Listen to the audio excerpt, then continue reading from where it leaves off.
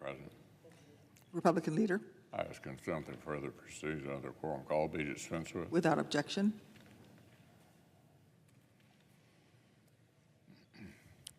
Last week, the Armed Services Committee voted to recommend a $25 billion increase to top-line defense spending.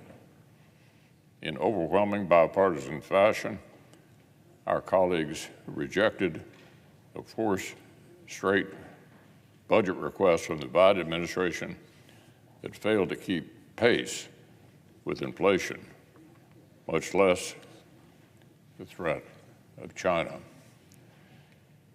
If this major investment is actually appropriated, it will be an overdue step toward equipping America's armed forces to meet an increasingly dangerous world. But shortly after the committee's action, senior Senate Democrats shattered any expectation that they were ready to start taking the requirements of national defense seriously. They began with myths about the past. The Democratic leader suggested in a statement that, quote, Democrats have led the way in ensuring our military is the best trained and best equipped fighting force in the world. Really?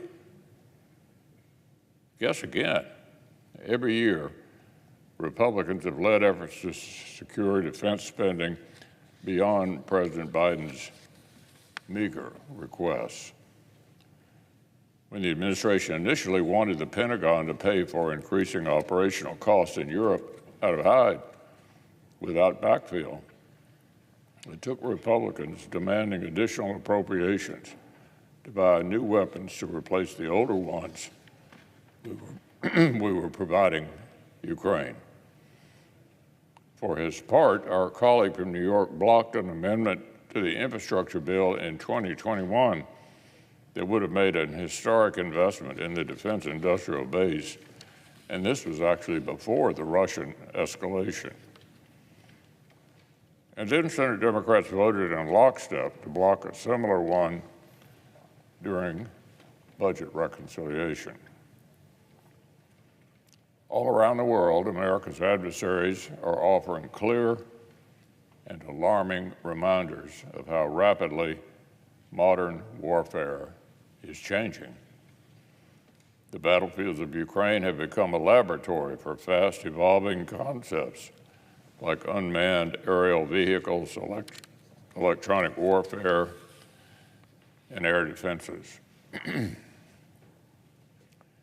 Iran's war on Israel, America, and international shipping highlights the growing importance of long-range weapons and air and missile defense. And China's military modernization, from its strategic rocket force to its Navy, underscores the stakes of neglecting our own defense in bold, red ink. These threats offer us essential lessons about the deficiencies of our own capabilities, that is, if we choose to act on them.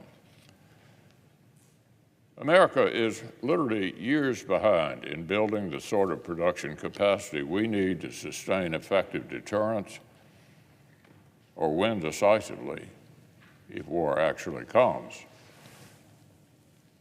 The administration deserves credit for taking production of 155 millimeter artillery shells seriously.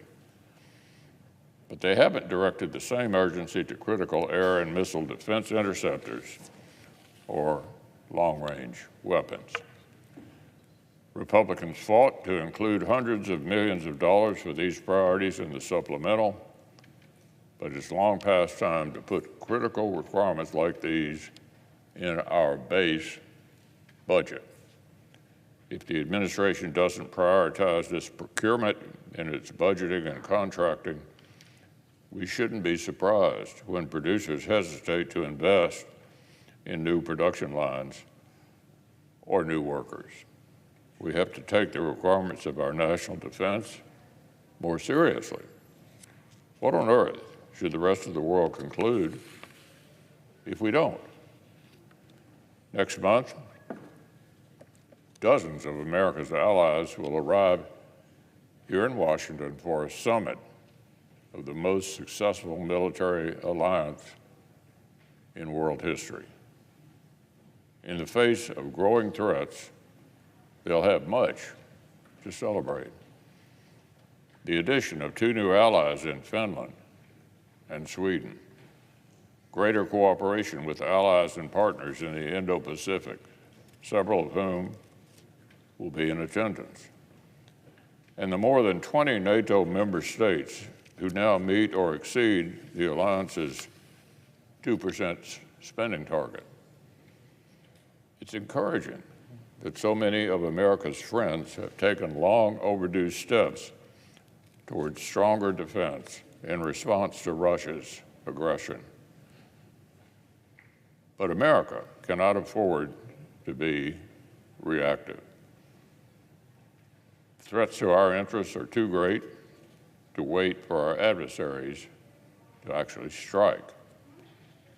What example will we set? I know the one I'd like to set. I know the message Ranking Member Wicker and the overwhelming majority of colleagues on the Armed Services Committee would like to send to the world. But it'll take a great deal more seriousness from leading Senate Democrats for the promise of American strength and leadership to carry any weight. And they could start by bringing the NDAA to the floor without delay. Unfortunately, the Democratic leader has decided that instead of taking up the critical annual defense authorization, the Senate will dedicate floor time this week to the latest in the Biden administration's parade of unfit nominations to the federal bench. The latest example is a judge nominated to the federal district court in Oregon named Mustafa Kasubhai. Judge Kasubhai's record and judicial philosophy put him well outside the mainstream. This nominee has bragged about his lack of commitment to standard jurisprudential practices. During his time as a magistrate judge, he said, quote, "We have to set aside conventional ideas of proof, when we are dealing with the interpersonal work of equity, diversity, and inclusion." Now, if by conventional ideas of proof, he's referring to things like clear evidence or sworn witnesses and their testimony, then I think I tend to prefer conventional ideas. Unfortunately, this only scratches the surface. This judge also sounds like a committed Marxist. He's authored an article promoting the integration of Marxist theory into property law and claimed that the notion of scarcity of natural resources was a myth promoted by a privileged elite. He's heaped high praise on the disgraced racist prophet known for insisting that, quote, "The only remedy to past discrimination is present discrimination. The only remedy to present discrimination is future discrimination." As many of our colleagues know, I was fortunate to be here in Washington when Martin Luther King Jr. delivered his famous "I Have a Dream" speech. And I don't recall Dr. King calling for retribution.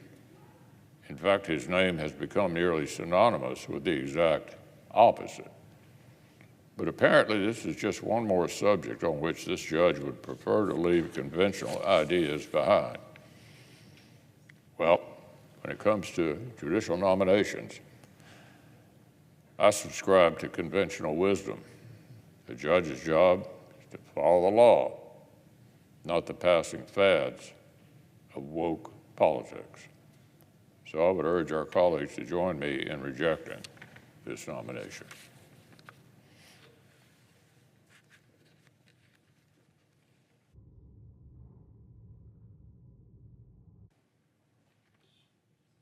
suggest that was a quorum.